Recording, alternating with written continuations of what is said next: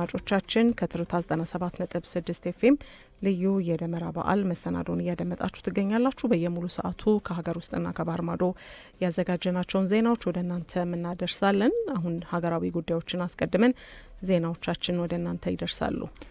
ወደ ቀዳሚው ዜና ስናልፍ ኢትዮጵያ በመተማመን በእውቀትና በጋራ መከባበር ላይ የተመሰረተ አጋርነት ለማሳደግ ቁርጠኛ ናት ሲሉ ጠቅላይ ሚኒስትር አብይ አህመድ ተናገሩ።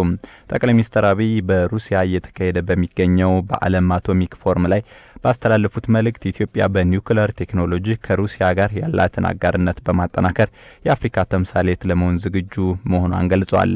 ኢትዮጵያ ኢኮኖሚያቸው በፍጥነት እያደጉ ከሚገኙ ሀገራት መካከል እንደምትገኝ የገለጹት ጠቅላይ ሚኒስትሩ በርካታ የልማት እቅዶች እንዳሏትና አስተማማኝ ንጹህና ቀጣይነት ያለው የኃይል አቅርቦት የሚጠይቁ መሆናቸውን አብራርተዋል። ኢትዮጵያ የውሃ ፀሐይና ነፋስ ኃይልን ብቻ እየተጠቀመች ለወደፊት ያሰብነውን ያህል ማደግ አንችልም ሲሉ አጽንኦት ሰጥተዋል። ኢትዮጵያ በአረንጓዴ ልማት ከ10 ዓመታት በላይ መሪ እንደሆነችና በአፍሪካ ትልቁ የሆነው ታላቁ የኢትዮጵያ ህዳሴ ግድብ የቁርጠኝነታችን ምልክት መሆኑን ያሳየንበት እንደሆነ አስረድተዋል። የኒውክሌር ቴክኖሎጂ አስተማማኝ ኃይል ለመፍጠር እንዲሁም ለጠንካራ ደህንነት የውሃ አጠቃቀምን ምቹ ለማድረግ አስፈላጊ መሆኑን አውስተው ለኢትዮጵያ ኒውክሌር የኃይል ጉዳይ ብቻ እንዳልሆነም ተናግረዋል። የኒውክሌር ኃይልን በጥንቃቄ በማቀድና ጥቅም ላይ በማዋል ጠንካራ የሀገር ውስጥ አቅምን በመፍጠር ለሰላማዊ ዓላማ መጠቀም መታቀዱንም ነው የጠቆሙት። የኒውክሌር ኃይል በአርቲፊሻል ኢንተለጀንስ በኢንዱስትሪና በቴክኖሎጂ ፈጠራ ጠንካራ ተሳትፎ ለማድረግ ያግዘናልም ነው ያሉት። የሩሲያን የዘርፉ ተመራማሪዎች ከኢትዮጵያ የተማረ ሰው ኃይል ጋር በመጣመር ምሳሌ የሚሆን ትብብር በመፍጠር ለህዝብ የሚጠቅምና ለአፍሪካ ተምሳሌት የሆነ የኒውክሌር ቴክኖሎጂ ለመገንባት መታቀዱንም አስታውቀዋል።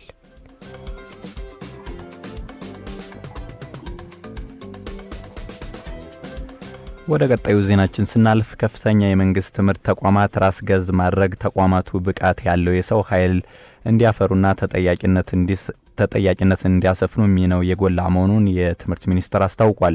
የትምህርት ሚኒስትር ዴኤታ ኮራ ጡሸኔ ለኢዜአ እንደገለጹት በተሻሻለው የትምህርትና ስልጠና ፖሊሲ አዋጅ መሰረት ዩኒቨርሲቲዎች ራስ ገዝ የማድረግ ስራ ተጀምሯል። 8 የምርምርና 2 የሳይንስ ቴክኖሎጂ ዩኒቨርሲቲዎች በአጠቃላይ 10 ዩኒቨርሲቲዎች ወደ ራስ ገዝ እንዲሸጋገሩ ለማድረግ ታቅዶ ወደ ስራ መገባቱን ገልጸዋል።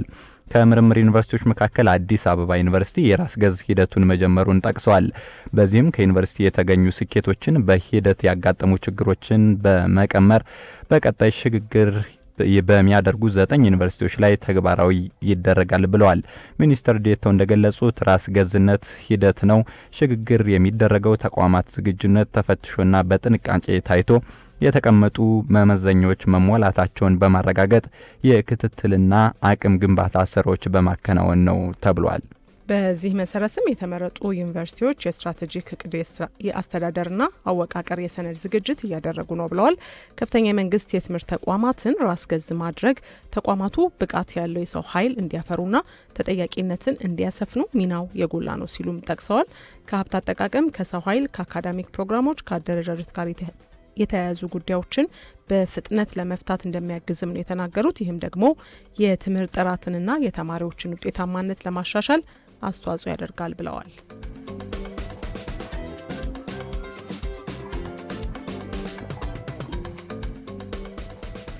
ወደ ውጭ ዜናዎች እናልፋለን። የተወደዳችሁ አድማጮቻችን አፍሪካዊ ጉዳዮችን እናስቀድማለን። የኬንያው ፕሬዝዳንት ዊሊያም ሩቶ በጋዛ የተኩስ አቁም እንዲደረስ ጠይቀዋል።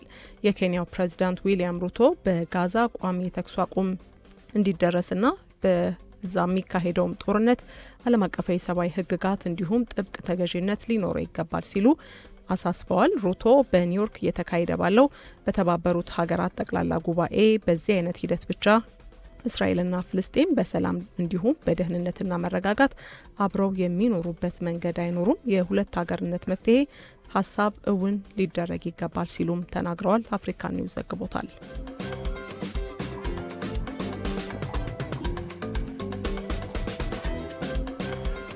በመጨረሻም ኢንዶኔዥያ 1000 የተቃዋሚ ፓርቲ ሽብርተኛ ተጠርጣሪዎችን ለይቻሉ አለች።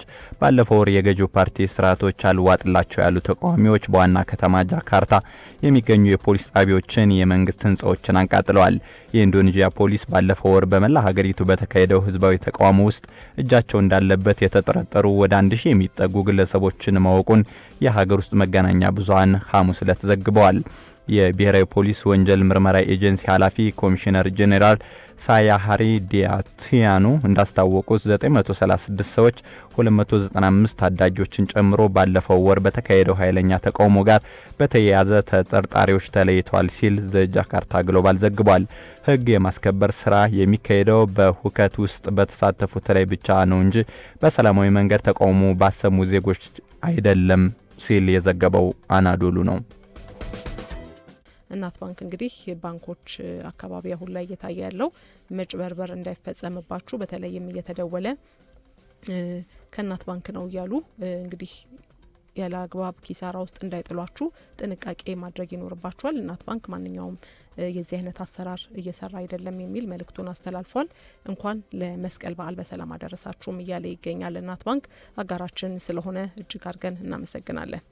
መልካም። ሌላኛው የዚህ ሰዓት ሀገራችን ራይድ ነው።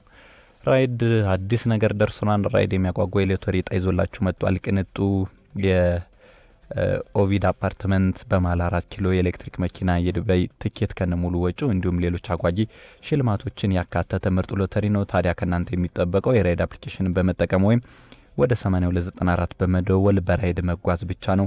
በጉዞ መጨረሻ የዕጣ ቁጥር ይደርሰዎታል። በራይድ አፕሊኬሽን የሚጓዙ ደንበኞች የተሻለ እድል ይኖራቸዋል። በራይድ መሄድ ሎተሪ ነው የሚላችሁ ራይድ ነው። ሽልማቶች አጓጊ ብቻ አይደሉም። ለቤተሰብ ደስታ ለልጆ የነገ ቅርስ አድርገው በውርስ የሚያስተላልፏቸው ጭምር እንጂ። በዚህ አጋጣሚ ተሳፋሪዎች በእያንዳንዱ የራይድ ጉዞ የሎቶ ቁጥር ይደርሳቸዋል። በየወሩ የብዙ አጓጊ ሽልማቶች ባለድል ሆነዋል። በቀጣይ ጉዞ እንገናኝ። ከራይድ ጋር ወደፊት የሚለውን ራይድ ትራንስፖርት ነው። አሁንም አብሮነታቸው የለም።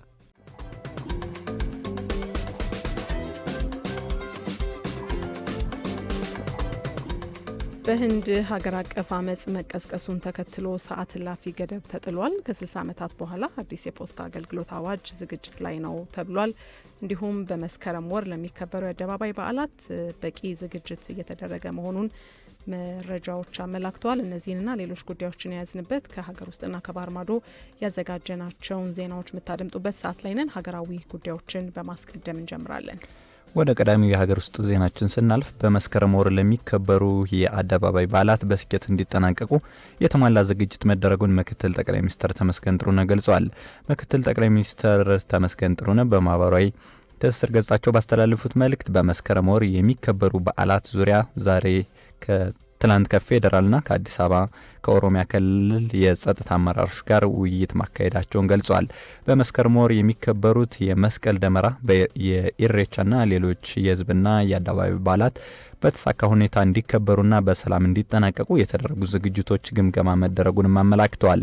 ከዚህ በፊት የተከናወኑ የበዓል አከባበሮች የጸጥታ አካላትና ህዝቡ በጋራ በመሆን በቅንጅት በመሰራታቸው ስኬታማና ለመጪዎቹ በዓላት አከባበር ልማድ የተገኘበት ነው ብለዋል። የዛሬውን የደመራ በዓልና መጪዎቹን ታላላቅ የአደባባይ በዓላት በሰላም እንዲከበሩ ሁሉም የጸጥታ ተቋማት በቴክኖሎጂ ጭምር የታገዘ የተሟላ ዝግጅት ማድረጋቸውንም ነው ምክትል ጠቅላይ ሚኒስትሩ የገለጡት።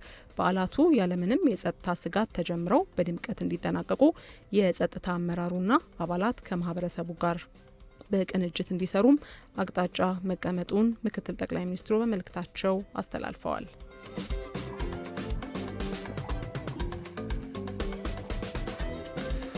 ወደ ቀጣዩ ዜናችን ስናልፍ ከ60 ዓመታት በኋላ አዲስ የፖስታ አገልግሎት አዋጅ እየተዘጋጀ መሆኑ ተገልጿል።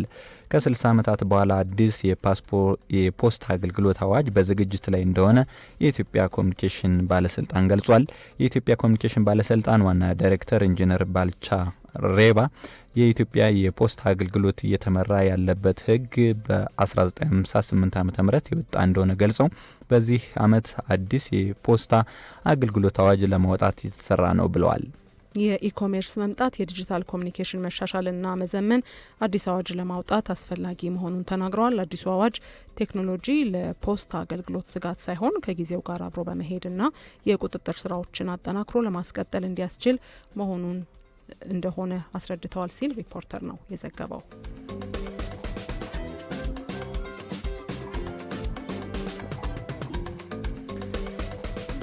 ከውጭ ዲሞክራቲክ ሪፐብሊክ ኦፍ ኮንጎና ሩዋንዳ ከዩኤስ ፕሬዚዳንት ዶናልድ ትራምፕ ጋር በተደረገው የሰላም ስምምነት ድጋፍ መሰረት ቁልፍ የደህንነት እርምጃዎችን በጥቅምት ወር ተግባራዊ ለማድረግ እንደተስማሙ ተገልጿል።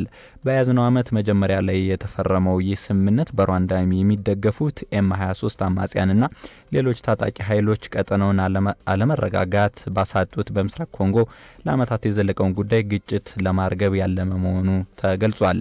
በእቅዱ መሰረት ሁለቱ ሀገራት በድንበር አካባቢ የጋራ ክትትል ለማድረግ እንደወሰኑም ነው የተገለጸው። እቅዱ ለተፈናቀሉ ዜጎች ሰብአዊ አቅርቦት ለማድረስና መልሶ ለማቋቋም ያለመ መሆኑም ተመላክቷል። ስምምነቱ ከቅርብ ዓመታት ወዲህ በአካባቢው አለመረጋጋት እንዲበባስ በሚሊዮን የሚቆጠሩ ዜጎች ከቤት ንብረታቸው እንዲፈናቀሉ ምክንያት ሆኗል ሲል የዘገበው አፍሪካ ኒውስ ነው።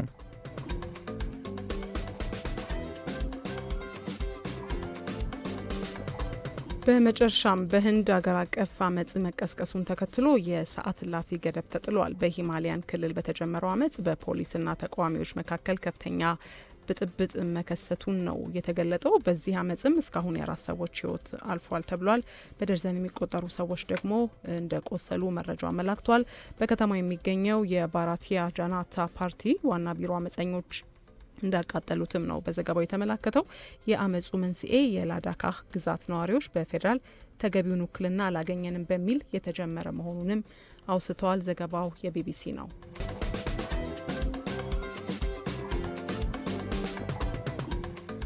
የዕለቱን የቢዝነስ ዘገባዎች እናቀርባለን። በእናት ባንክ በሁሉም ቅርንጫፎች በዛሬው ዕለት አንድ የአሜሪካ ዶላር በ141 ብር 9874 ሳንቲም እየተገዛ በ144 ብር 8251 ሳንቲም ይሸጣል።